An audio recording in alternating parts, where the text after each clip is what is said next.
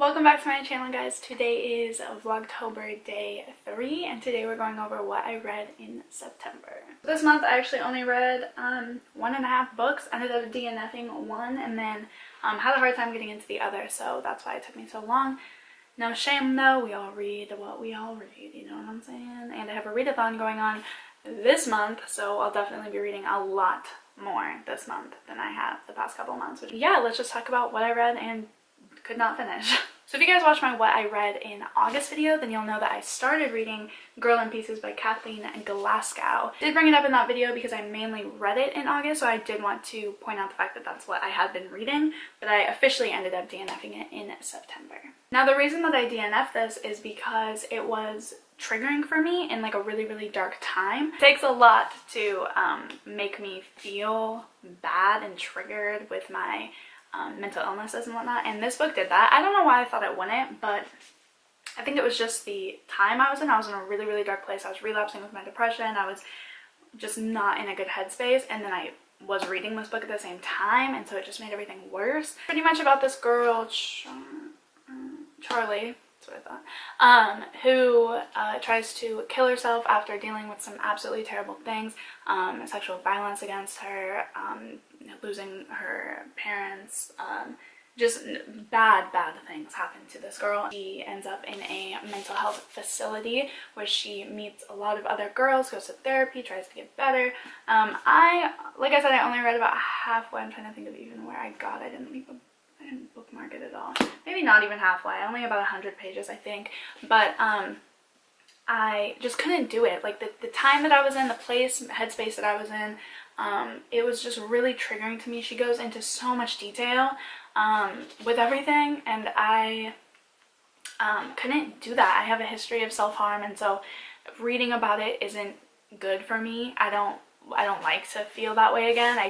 There's so many other books that don't make me feel that way. I don't want to spend my time reading a book that reminds me what that felt like, reminds me, you know, why, reminds me, you know, all of that. Like, it's just nasty. Like, I would probably recommend this book for anybody who doesn't understand self-harm, who doesn't understand depression, who doesn't understand suicide. I think that this book could be good for maybe people who don't grasp that or make fun of that or make a mockery of it. I think this book would be enlightening in the fact of trying to understand where those feelings would come from or how it feels or why would you do that. I think it could be good for somebody like me who was in recovery from things like that. It definitely was not the best option.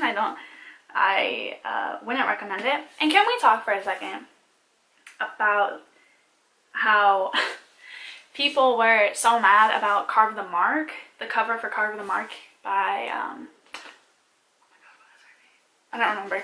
But Carve the Mark, people were mad about the cover because they said it was depicting self-harm, and I'm not saying no or yes to that. It didn't trigger me in any way, but if it triggered other people, then more thought should have been put into it, I suppose, because the cover shouldn't make people bring up those types of feelings. But can we talk about how that was an accident and people got mad? But I haven't seen a single person bring this cover up and that was intended to look like cut marks.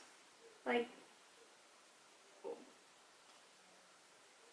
why are people not talking about this? Like, why were people not talking about this when this came out? Like, I don't understand that.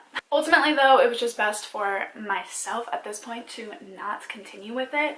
Maybe at another point, I did dog ear. I know, I'm a terrible person. But I did dog ear a couple passages because I really connected with them. So clearly there is and was something in this book that was relatable and good. But, you know, like, the story was good. I'm not saying anything bad about the story, but for me, the actual plot right now, I couldn't. Like, it was too much for me to deal with when I was already kind of relapsing with those feelings and action. So definitely, like I said, I would definitely recommend this for people who don't understand or, you know, don't get it. But if you get it, maybe pass, because it can be almost 100% triggering. Then I read How to Hang a Witch by Adriana. Ended up giving this one 3 out of 5 stars.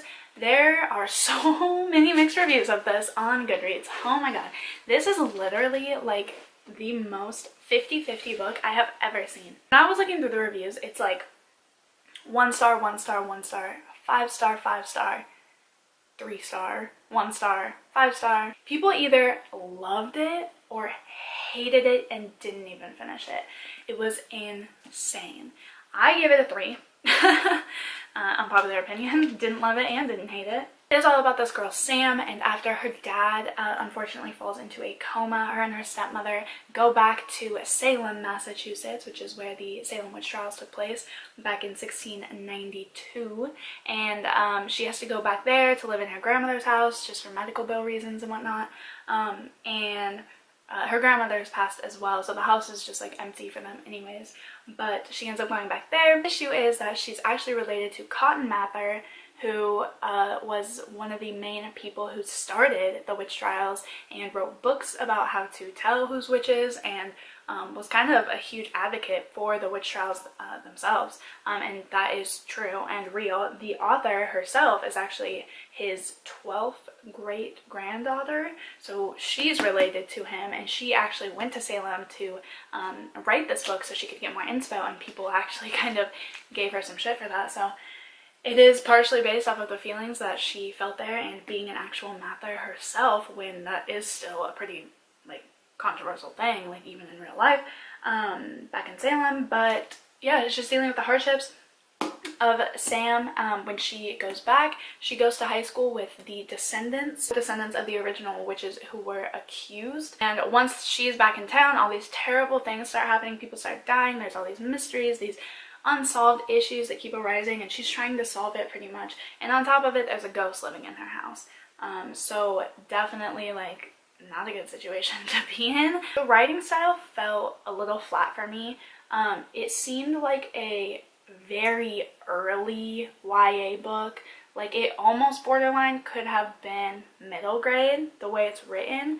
It's just not a very mature writing style, I would say, if that makes sense. The main character is only 15, which is definitely younger, because when I think YA, I think like high school almost all the way into like throughout college, and it definitely would be nice if we had more college rep in there. You don't see that a lot, but that's another conversation for another day. But she is 15, which I guess I have to remember that is a lot younger than me, so I guess it's hard for me to relate to her because she's so young. There is a love triangle in here, and that made me feel uncomfortable because 1, I hate love triangles. I think they're cliche and overdone, and 2, she's just so young that I just didn't like it.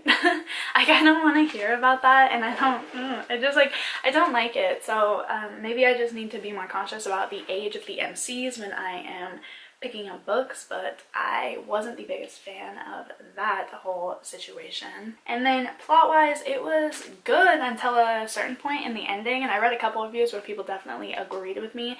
There was a point in the ending where it just got like, wait, what? And it was just like the most confusing, rushed ending ever.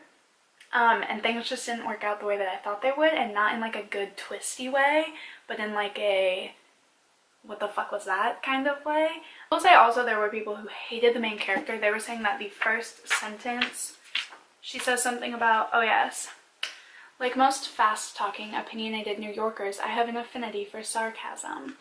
People said they hated that.